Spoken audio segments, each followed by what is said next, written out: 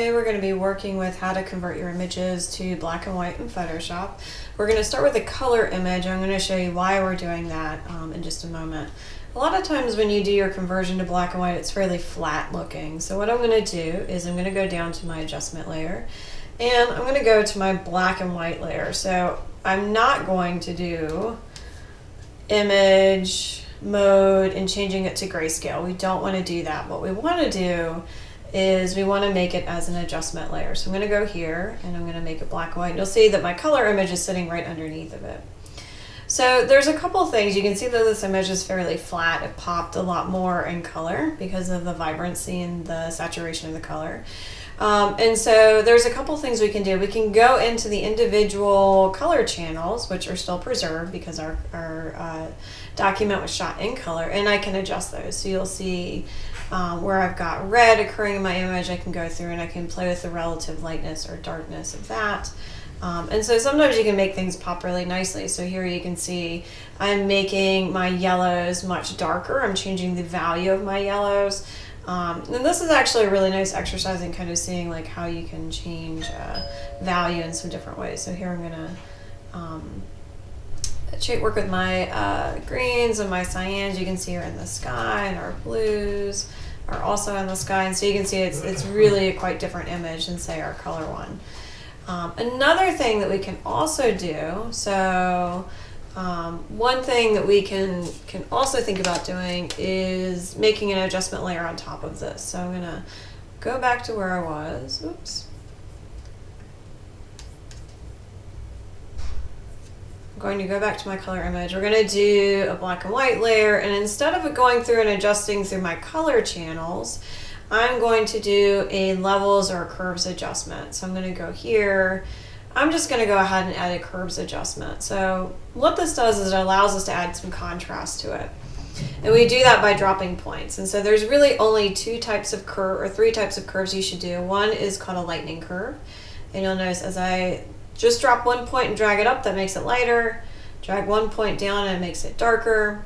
And we can also do something called an S curve. So what I'm going to do is I'm going to drop a point right in the middle. I'm going to drop a point about halfway down and a point halfway up. And we're going to create an S. So what I'm going to do is I'm going to pull my shadows down and I'm going to pull my highlights up. And do take note that this is a fairly subtle. You'll notice I'm not doing something like this. This is not okay, but you'll notice I'm making really nice kind of subtle adjustments. So I'm just kind of making it pop a little bit, and you'll notice if I turn it on and off, you can see how that image pops a little bit more. And it might be that I want to pull some things down a little bit and kind of bring it back in. My highlights are a little bit too bright, but I might want to make my shadows a little bit deeper. And so then we'll turn it on and we'll turn it off, and you can see it pops just a little bit more. So really nice, really subtle. The other thing that I can also do in a Photoshop document is add a color overlay. So if this is what you're doing for your black and white, you can go ahead and stop. Make sure that you do save it. So you should have two file formats that you're working with. The first file format that we're going to use is we're going to save your working file, so the file that you're working with.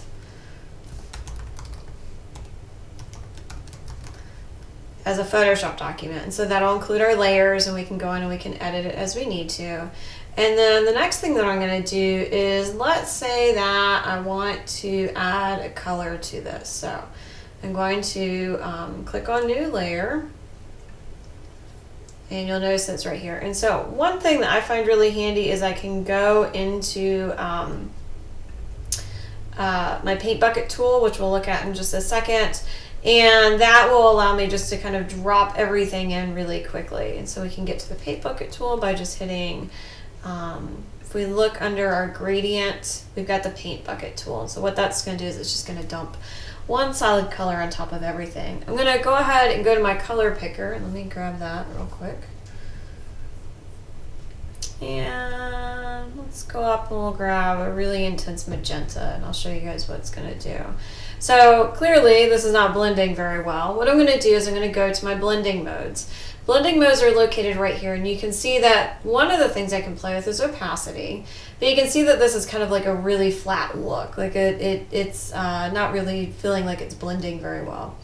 I can drop down into my blending modes, and as I hover over each one, you can see that's adjusting it. Most students use maybe darken, multiply, lighten has its own aesthetic and effects, screen, and then overlay is a really nice kind of soft one. You'll notice that this is, because the color is so saturated, it's pretty intense. So I can change my opacity and soften it so that it's a little bit more subtle if I wanted it to be. The other thing that I could also do is, instead of picking such an intense color to drop in, and once again I'm going to go back to my paint bucket tool, and instead of picking such an intense color, I could also pick a tint, and I'll say okay, and we'll see how that will go in and change it. And so I've got it set to overlay, but let's take a look and see. You'll see this is much more subtle, and the way that it's functioning is a little bit differently. So we can go back into overlay, and then we can adjust, and we can do things that are much more subtle. We can also work with color, monochromatic color, by working once again with the gradient tool. So I'm going to turn this layer off. I'll make another layer. And if you click and hold underneath the paint bucket tool is the gradient tool, and you'll notice that I've got a gradient already made right there. If you want to make your own gradient, you just double click right in here. It's similar to Illustrator, but know that functions a little bit differently. So I can double click, I can use the picker to go in and click things. I can use this to kind of change where my transition is happening. And then I can also, once I click one, I can also change the color, and then the location, and then smoothness and things like that. So I can go ahead and say okay. And I'm going to just click and drag and drop. And once again, you'll notice that it's covering the entire image. And what I'm going to do is, once again, I can go through and I can take a look and see what it looks like with different color settings. And like I said, you can see that some of these are really pretty intense. But what I might want to do is just go through and adjust the opacity. So just kind of soften it if I want to.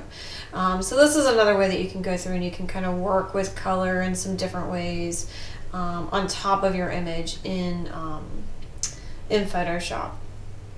All of your images, when you're working with them, even if you're not working kind of in black and white, if you just want to go through and edit them, that curves adjustment that I talked about earlier, you can apply it to one of your color images too, just to make it pop a little bit more, to make it a little bit brighter, to make it kind of have a little bit more kind of visual emphasis throughout. So you can use the black and white tool, you can use curves tool, and then you can also use solid colors to drop on top and play with the blending modes as well.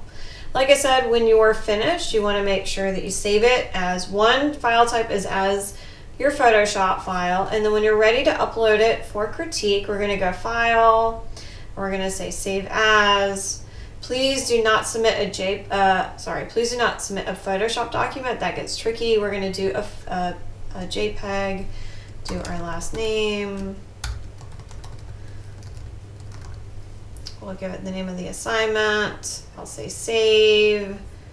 For your JPEG options, just go ahead and make sure it's the largest file size and say okay. And then you're ready to go.